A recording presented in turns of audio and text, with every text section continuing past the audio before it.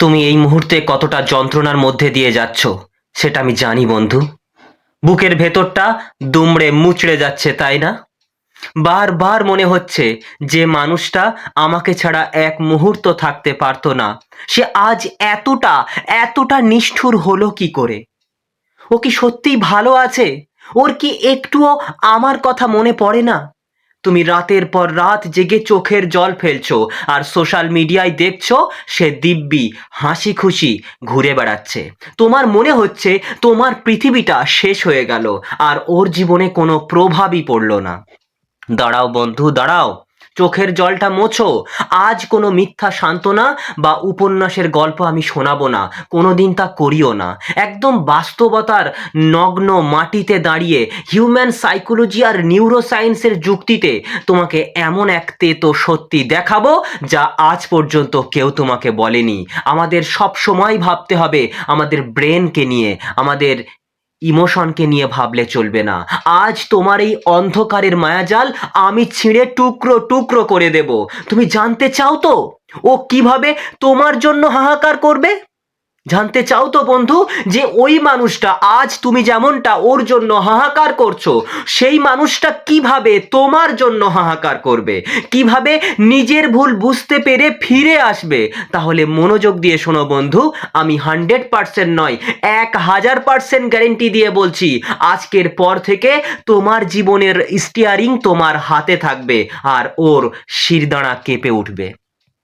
তোমার মনের সবচেয়ে বড় ভয় আর অবিশ্বাসটা আমি জানি। তুমি ভাবছো, দাদা, আমি যদি যোগাযোগ না করি ও তো আমাকে চিরকালের মতো ভুলে যাবে, ও তো অন্য কাউকে পেয়ে গেছে, ওর কি আর আমার কথা মনে পড়বে?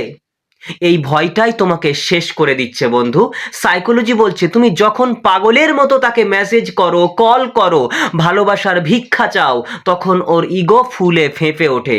ওর সাবকনসিয়াস মাইন্ড, ওর অবচেতন মন সিগন্যাল পায়, আমি তো রাজা, আমি তো রানী, ও তো আমার পায়ের তলায় পড়ে আছে। এই মুহূর্তে তুমি ওর যে আনন্দ আর নির্লিপ্ততা দেখাচ্ছ বা দেখছো, সেটা সত্যিকারের সুখ নয়।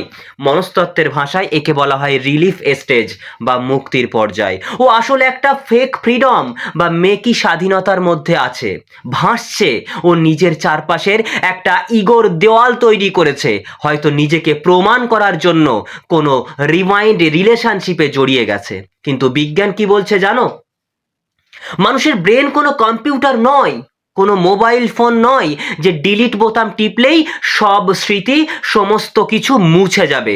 তোমাদের সম্পর্কের যে দীর্ঘদিনের অভ্যাস, যে নিউরাল মেমোরি ওর ব্রেনের কোষে কোষে গেঁথে আছে, সেটা চাইলেই কেউ মুছতে পারবে না। তুমি যতবার ওর কাছে গিয়ে কাঁদছো, তুমি ওর ওই রিলিফ স্টেজের মেয়াদ আরো বাড়িয়ে দিচ্ছ, আরো বাড়িয়ে দিচ্ছ। তুমি নিজেই ওকে সুযোগ দিচ্ছ তোমাকে সস্তা ভাবার।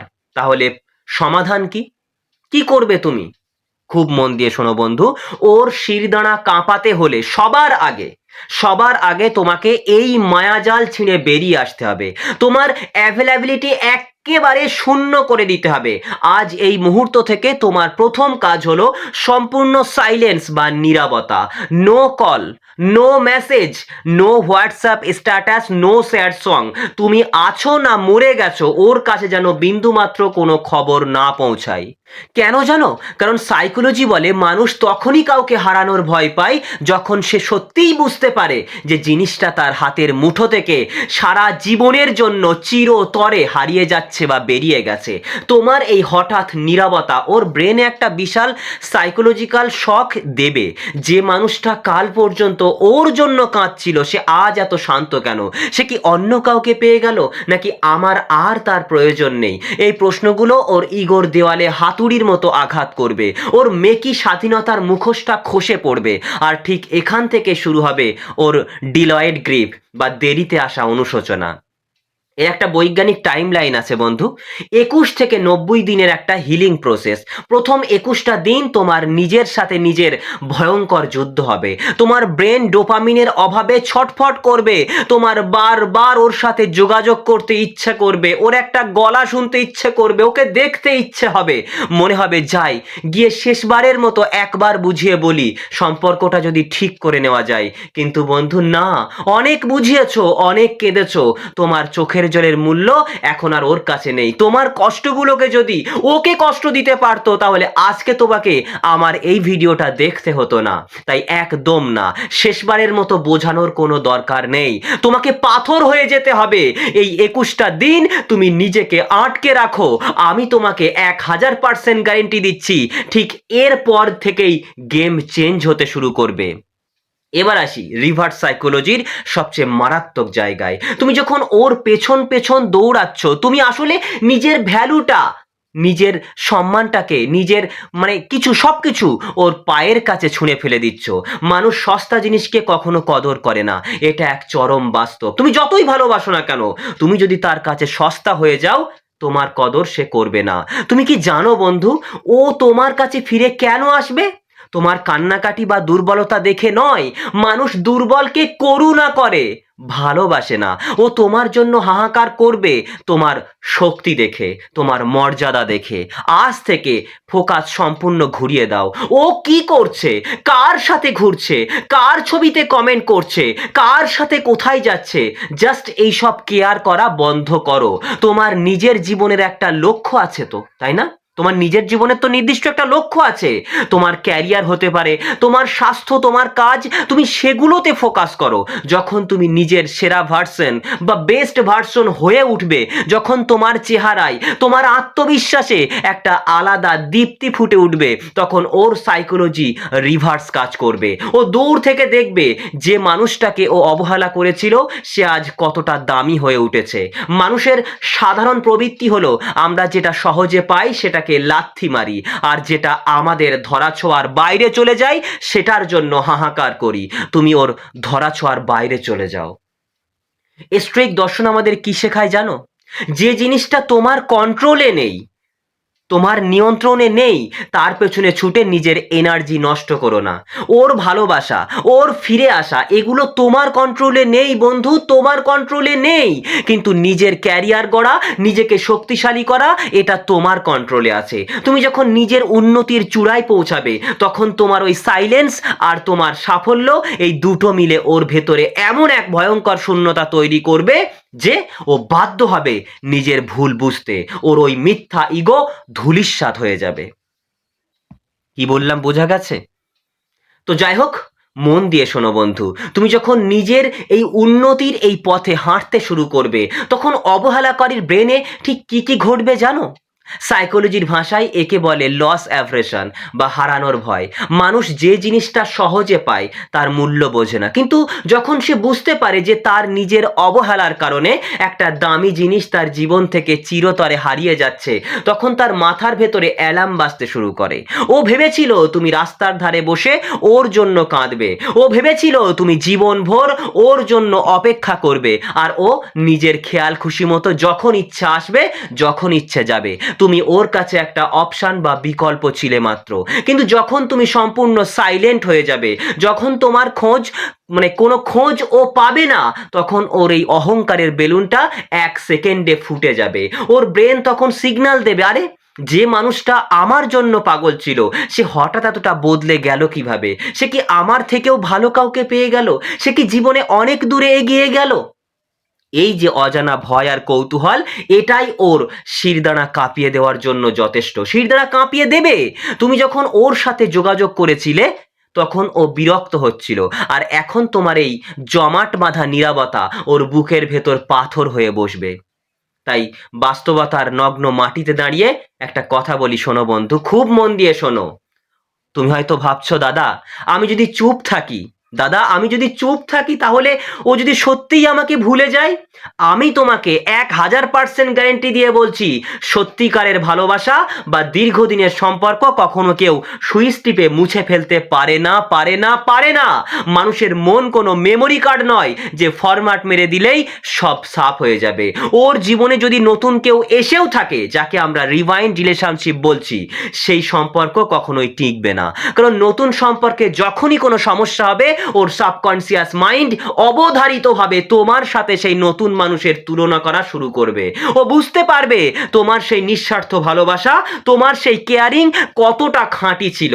আর ঠিক সেই মুহূর্তে শুরু হবে ওর হাহাকার। ওর হাহাকার শুরু হবে তোমার জন্য, ওর বুকের ভেতরটা হু হু করে উঠবে। তাহলে আজ থেকে তোমার কাজ কি? কিভাবে তুমি ওকে ওর ভুল বোঝাবে? প্রথমত, no contact, the power of silence. আজ থেকে ওর সমস্ত সোশ্যাল মিডিয়া চেক করা বন্ধ করো। ও অনলাইনে আছে কিনা, কার ছবিতে লাইক দিচ্ছে, এসব দেখা সম্পূর্ণ বন্ধ করো। তুমি নিজেকে পুরোপুরি অদৃশ্য বা ইনভিজিবল করে ফেলো। তোমার এই অদৃশ্য হয়ে যাওয়াই ওর কাছে সবচেয়ে বড় শাস্তির কারণ হবে। দ্বিতীয়ত, নিজের ভ্যালু বাড়াও। যে এনার্জিটা তুমি ওকে মেসেজ করে ওর কাছে ভিক্ষা চেয়ে নষ্ট করছিলে, সেই পুরো ফোকাসটা নিজের ক্যারিয়ার, নিজের কাজ আর নিজের চেহারার ওপর লাগাও। তুমি যখন শারীরিক এবং আর্থিকভাবে নিজেকে আগের থেকে 10 গুণ বেশি উন্নত করে ফেলবে, তখন ও দূর থেকে দেখে আফসোস করবে। ও ভাববে, ইস, আমি কি রত্ন না হারিয়েছি। তৃতীয়ত, ও যদি কোনোদিন নিজে থেকে কোনো মেসেজ করে বা খোঁজ নেওয়ার চেষ্টা করে, কোনোভাবেই লাফিয়ে উঠবে না।